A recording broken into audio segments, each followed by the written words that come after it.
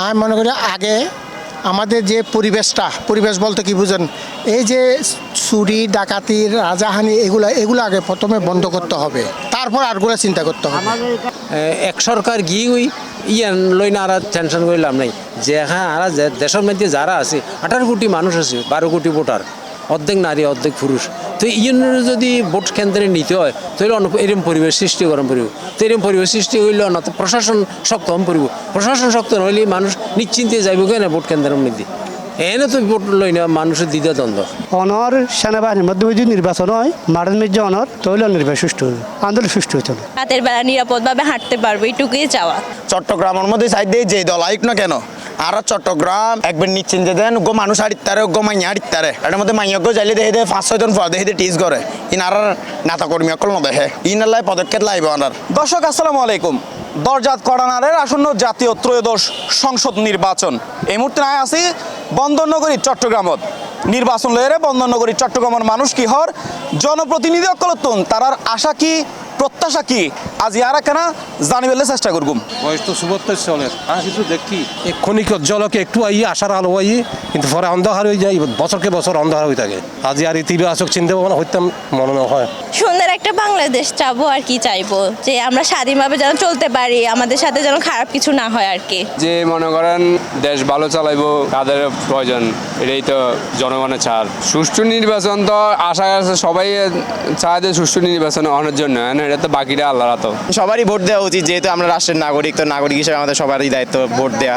And আমাদের যাদেরকে পছন্দ, যাদের কাছ থেকে মনে হয় আমরা সুষ্ঠু ব্যবস্থা পাবো, আমরা সঠিক অধিকার পাবো, আমাদের উচিত তাদেরকেই ভোট দেওয়া। আসলে আরা ইয়াং জেনারেশন যারা আছে, এরপর হইল যারা তরুণ বুড়ার, তারা চায় দেশান যাতে ইয়াং জেনারেশনের মধ্যে উন্নত বেলায় আরা এইভাবে প্রত্যাশা করি দেশের উন্নয়ন হবো। সব দল যদি অংশগ্রহণ করলে তাহলে সুষ্ঠু নির্বাচন হবো, দেশের লাই ভালো হবো, জনগণের লাই ভালো হবো।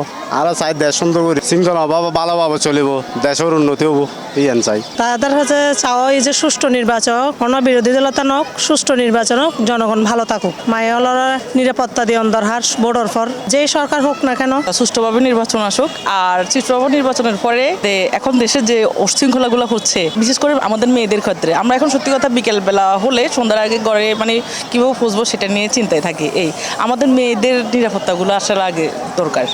এখন ক্যান্সার হাসপাতাল বেশি দরকার, তাহলে তো ভালো জন্মছে না, ইন্ডিয়া জন্ম বিদেশে যাইতে কম খরচে ভাগ্য। যারা জনপ্রতিনিধি আছে ওরা যদি ভালো করে কাজ করে তাহলে তো আমরা ওকে বলবো, ধন্যবাদ জানাবো।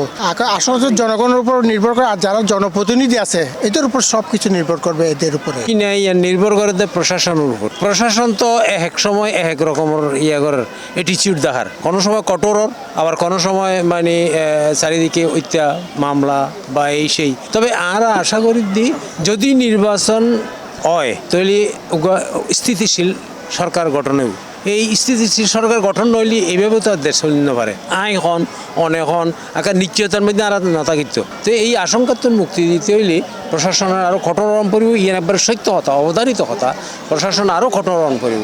চাওয়াটা সবার একটাই, দেশের মঙ্গল আর মানুষ কিভাবে সুখে শান্তিতে থাকবে, এটাই। দুর্নীতিমুক্ত একটা সমাজ, আর কিছু না। আর সবাই যেন মিলেমিশে থাকতে পারে, দলমল নির্বিশেষে, এটাই, অন্য কোনো কিছু না। আর তো পার্থক্য তো আশা থাকবো ধরলে জনগণের তো আর চাহিদার বহুত কিছু আছে। আশা থাকবো ধরলে জিবা এবো না কেন আর রোড হাস স্কুল, কিছু কিছু স্কুলে সরকারি নিবন্ধিত নয়, স্কুল নিবন্ধিত চাই, তারপরে রোড কাটন যেন একদম ভালো জিগো।